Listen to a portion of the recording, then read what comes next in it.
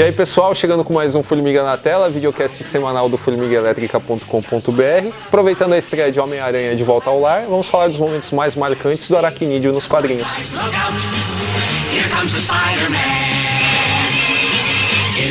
Amazing Fantasy número 15, agosto de 1962, sabe? É um acontecimento, é o primeiro momento marcante do Homem-Aranha, né? Stan Lee ficou conhecido o Stan Lee e a Marvel ficaram conhecidos pela revolução que eles provocaram nos quadrinhos ao subverter diversos padrões que existiam nos super-heróis na época, e o Homem-Aranha ele subverte essa subversão da maneira mais interessante possível. É um personagem totalmente voltado para o seu público-alvo, aquele moleque espinhento, fedido, que ia na banca toda semana comprar o seu super-herói favorito. Ele tem algumas características de design que o Steve Ditko pensou para ele, que são geniais e hoje a gente sabe que são lendárias, como por exemplo aquela história que o próprio Stan Lee conta, que o super-herói cobre todo o seu corpo, ele usa aquela máscara que cobre o rosto inteiro dele, para que qualquer um pudesse se imaginar ali. Então aquele moleque espinhento e fedido podia ser um moleque espinhento e fedido branco, negro, ele podia não ter um olho, ele podia ser loiro, sabe? Podia ser o que fosse. E isso deu muito certo. E deu muito certo principalmente porque, apesar de voltar a ser um super-herói dentro dos padrões de super-herói, com uma identidade secreta, com um uniforme, coisa que não acontecia, por exemplo, com o Quarteto Fantástico, que eram exploradores, não eram super-heróis, ou com o Incrível Hulk, que não possuía uma identidade secreta propriamente dita, ele era um monstro que se transformava. Você tinha tudo isso, mas você ainda mantinha aquelas nuances características dos personagens da Marvel. Ainda assim, ele tinha a sua tragédia como impulsão para todas as suas ações. A morte do Tio Ben, apesar de hoje ter virado um pastiche dentro da história do próprio personagem, ela era uma mola impulsora para todas as ações do personagem, e isso era bem trabalhado no início dele. E tá tudo ali, numa edição que sequer deveria ter acontecido, né? Acho que interessante também como ele realmente é o oposto, né? Ele é um adolescente, que era o papel do Sidekick, parceiros, era o Robin, era o Bucky. Ele era, como o Silvio falou, ele era diferente do resto, ele era pobre. Você tinha Bruce Wayne, Batman, milionário. Clark Kent era um repórter renomado.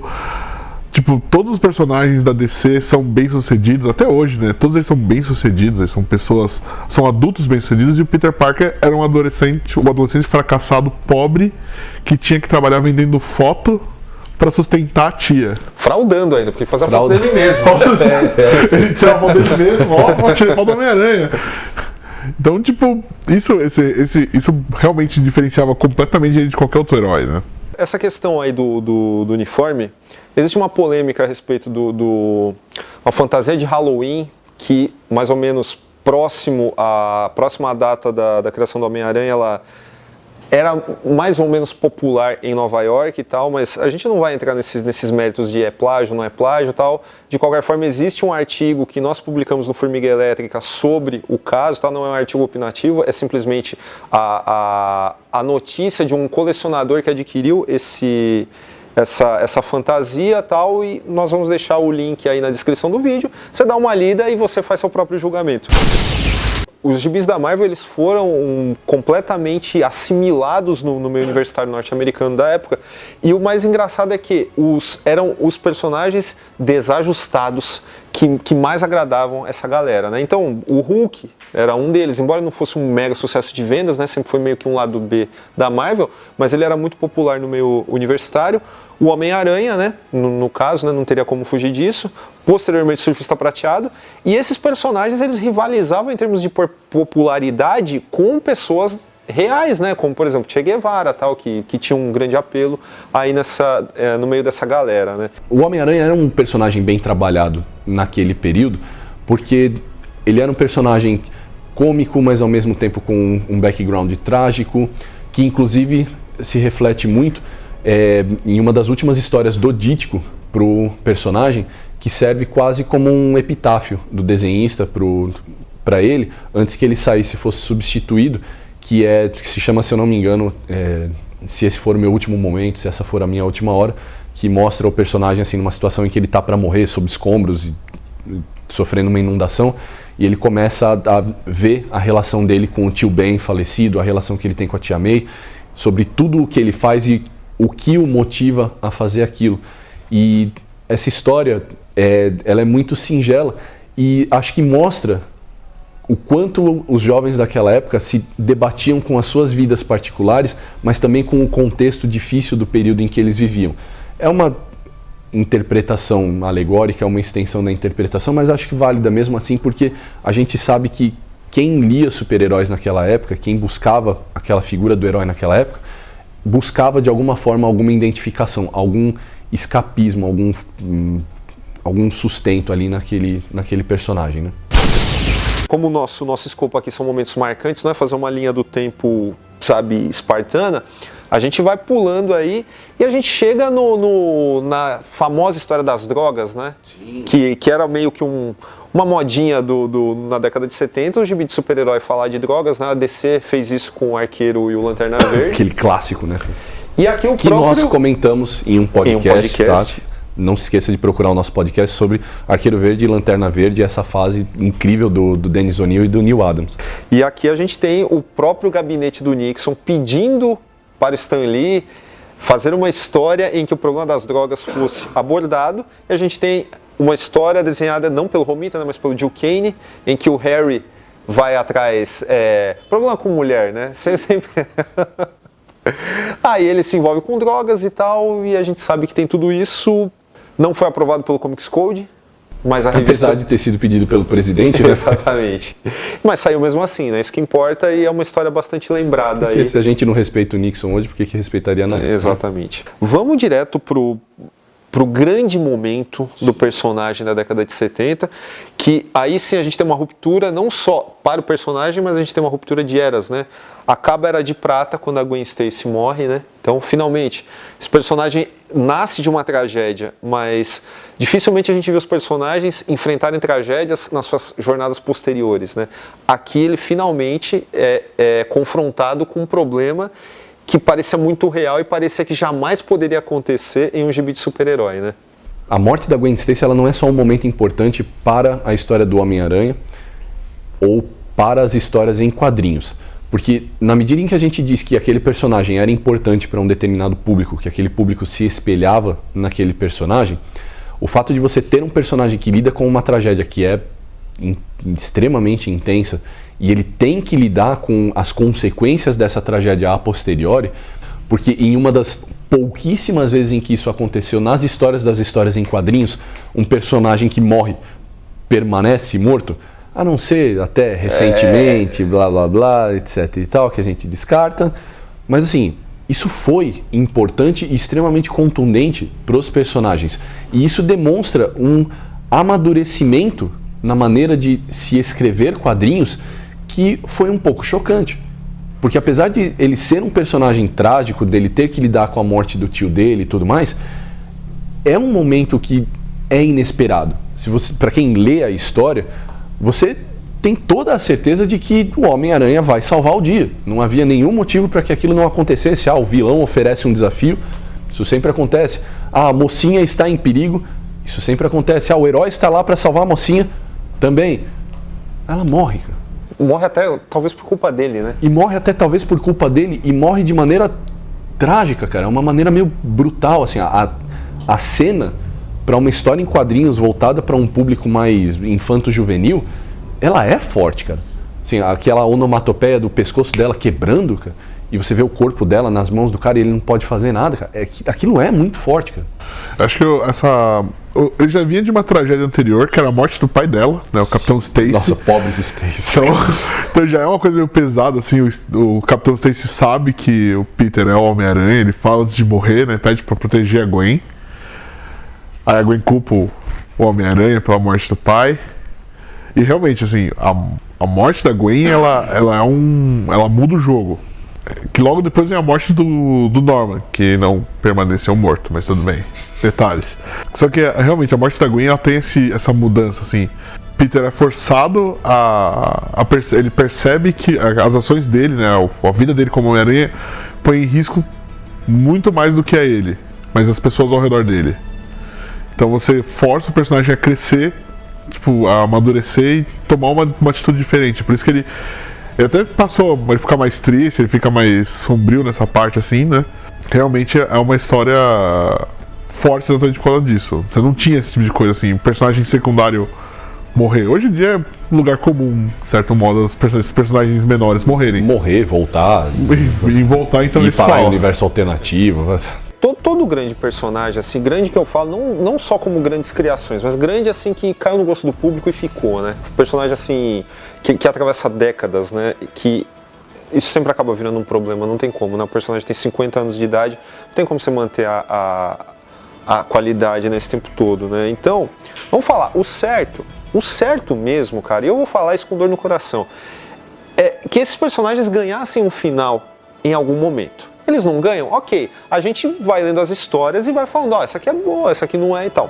Mas, se fosse pro Homem-Aranha ter um final, seria na morte da Gwen. Seria a morte da Gwen. Com toda certeza. Porque ali o personagem realmente entendeu, sabe, cresceu de uma forma trágica, de uma forma que não foi legal pra ele, foi sofrida e tal. Mas é uma virada, e uma virada dramática que jamais seria igualada, não só na história dele, mas é muito difícil que outros personagens tivessem momentos como esse, né? Eu acho que, inclusive, na verdade, quando você para pensar nessa coisa do final, fica até meio difícil. Como é que você consegue se recuperar, assim, tipo, a sua namorada morre, o seu arqui-inimigo morre, e você fala, beleza, eu vou continuar combatendo o crime. Quase 12 anos depois. Nada aconteceu de bom, né? 73, acho que não, cara. Teve coisas legais, tal. Histórias bacanas. Vamos falar de momentos bombásticos. Que é bombástico no mau sentido. Secret Wars. De 84 para 85, aonde aparece o uniforme negro. Cara, o icônico uniforme do Homem-Aranha foi substituído. Sim, o icônico uniforme do Homem-Aranha foi substituído. De um jeito idiota. De um jeito idiota, pra vender bonequinhos. Sim. Mas, faz parte. Gostemos ou não, ele deu origem a um dos vilões mais característicos. Eu pensei que você ia falar mais legais, aí a gente ia brigar, mas... Não, mais característicos dos quadrinhos hoje. Eu gosto do Venom. Isso foi muito sincero. Tão característico que, infelizmente, vai ganhar o seu próprio filme agora, que é o Venom. Então, assim, e também, importante ressaltar, ajudou a consolidar, gostemos ou não, um dos maiores nomes dos quadrinhos dos anos 90, que é o Todd McFarlane, né? Sim, existe uma relação muito próxima do autor com o personagem. Ok, né? mas aí a gente já vai tá atropelando. Só fazer tem mais coisa, então, por favor. Tem uma consideração sobre Secret Wars. Eu sempre achei o Homem-Aranha um personagem muito... Eu sempre achei. O Homem-Aranha é um personagem urbano. Então, quando ele se juntava, por exemplo, entre tretas de ficção científica, eu já não gostava tanto. Quando se juntava na dimensão da puta que pariu com o Doutor Estranho, também não gostava. Então, quando você coloca o uniforme negro, que é um negócio alienígena, eu acho que você já está descaracterizando o personagem. Ok. Enfim, e aí acabou essa putaria do uniforme negro, mas o que acontece? Você tem sempre o Venom ali do lado para lembrar aquilo para você, entendeu? Então, enfim, não me agrada, não acho que tem a ver com o personagem, enfim. Apesar dos maus usos do personagem, como por exemplo em Guerras Secretas, você tem sim muita coisa boa para ser trabalhada. Um outro exemplo que eu acho que a gente também pulou desse mesmo período é o menino que colecionava um Homem-Aranha. Eu ia falar disso agora, realmente. Talvez seja a melhor história do personagem, assim... Não sei se é a melhor, cara, mas é certamente a mais bonita, a mais comovente, né? Porque a gente mencionou, né, aquela história da passagem pro universo da universidade, mas assim, se tem alguma coisa que fala ao leitor de quadrinhos no seu âmago, na sua parte mais sincera, que como todos nós aqui que somos leitores de quadrinhos, a gente começou a ler quadrinho quando a gente não sabia usar a privada direito ainda, cara, o menino que colecionava o Homem-Aranha, somos todos nós, né? A maneira como ele se relaciona com o super-herói e o desfecho da história, cara, ele é comovente. Mesmo para você, mesmo quando você não entende direito o que está acontecendo ali, ele é comovente, sim. Chegando quase no final da década de 80, a gente tem o casamento, né? Em 87. Puta jogadinha. O casamento, eles falam que a ideia foi porque o Stan Lee escrevia, até hoje ele escreve, se eu não me engano, as tiras de jornal, né? E aí ele casou, mas na tira geral fazia sentido. O Peter e a Mary Jane estavam saindo há anos já, e aí eles casaram. E assim, é realmente muito forçado, porque o Peter tinha proposto casamento pra Mary Jane, a Mary Jane recusou. Ele foi, saiu, ela viajou, ele se envolveu com outras pessoas, de repente ela volta, vamos casar, casou. Opa! Muito rápido, muito do nada. De repente eles estão. E agora eles são malvas gêmeas. O que a Mary Jane fez nessa viagem. A despedida de solteira dela. Foi uma despedida boa. A gente sabe que o Lee quis replicar. Aliás, o Lee não, né? A Marvel quis replicar o sucesso do casamento do Reed Richards com a Susan, que na época foi uma das edições mais vendidas do Quarteto Fantástico, e uma desculpa pra fazer um puta crossover com todos os personagens da casa. Então, caça-níquel, né? Puta caça-níquel. E um ano depois aparece o Venom, né? Com o Venom a gente tem aí o estouro do McFarlane, né? Que é um dos autores mais importantes da década de 90. Infelizmente, mas assim, ele definiu o estilo, né, cara? Principalmente na primeira metade da década de 90, quando os quadrinhos vendiam pra caralho, né? Cara, mas isso é uma outra história, ponto pôr do sol. Mas enfim, eu sempre sou contra o cara que não respeita regras de anatomia, entendeu? Enfim. Mas hoje o Homem-Aranha que todo mundo desenha, infelizmente, é o estilo dele. Sim, é Homem-Aranha. É batendo continência com o pé. Né?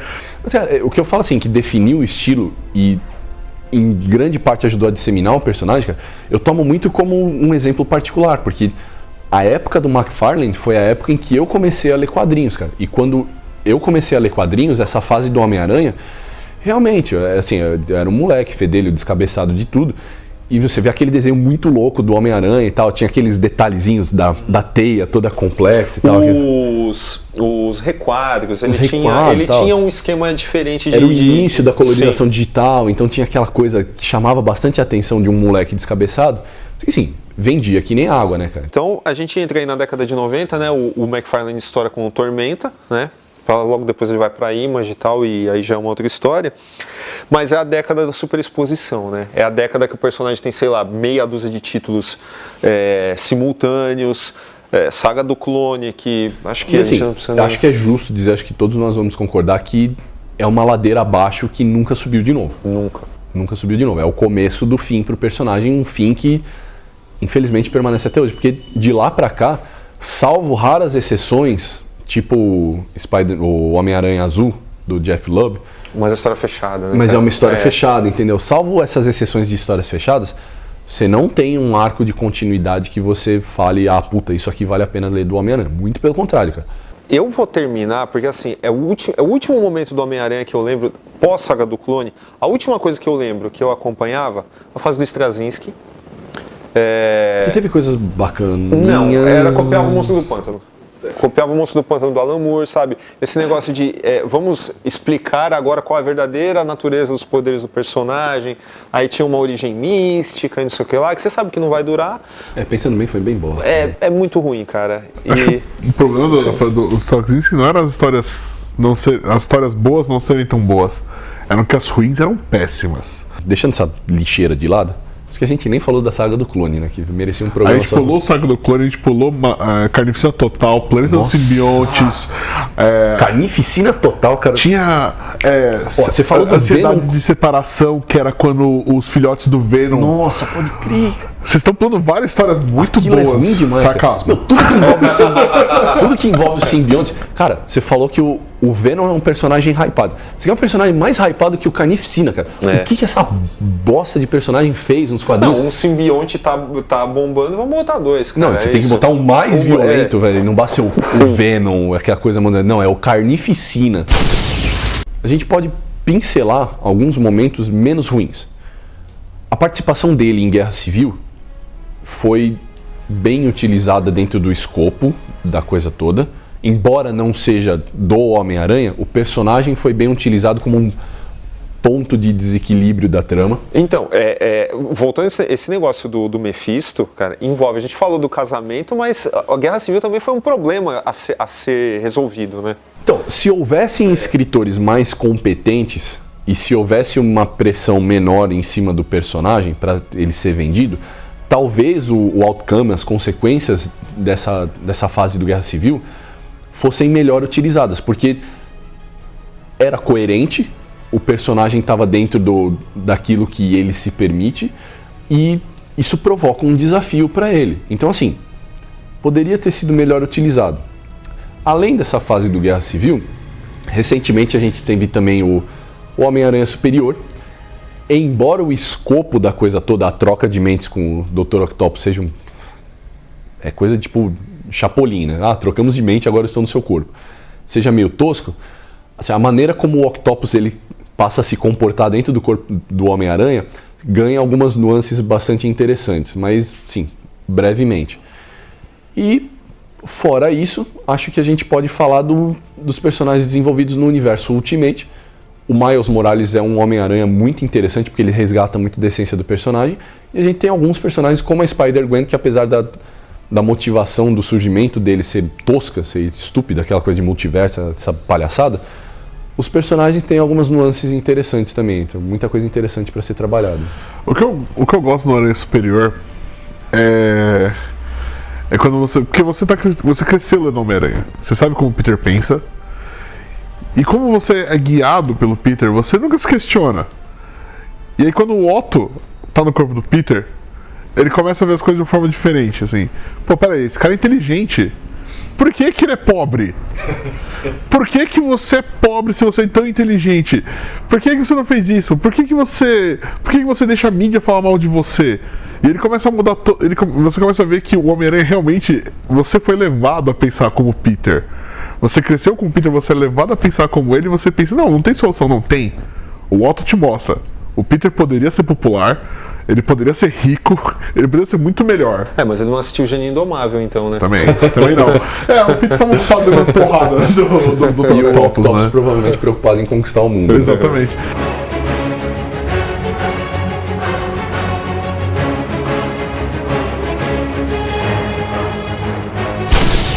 Então é isso, pessoal. Esse foi a nossa geral aí nos momentos marcantes do Homem-Aranha nos quadrinhos. Acesse o nosso site, formiguaelétrica.com.br.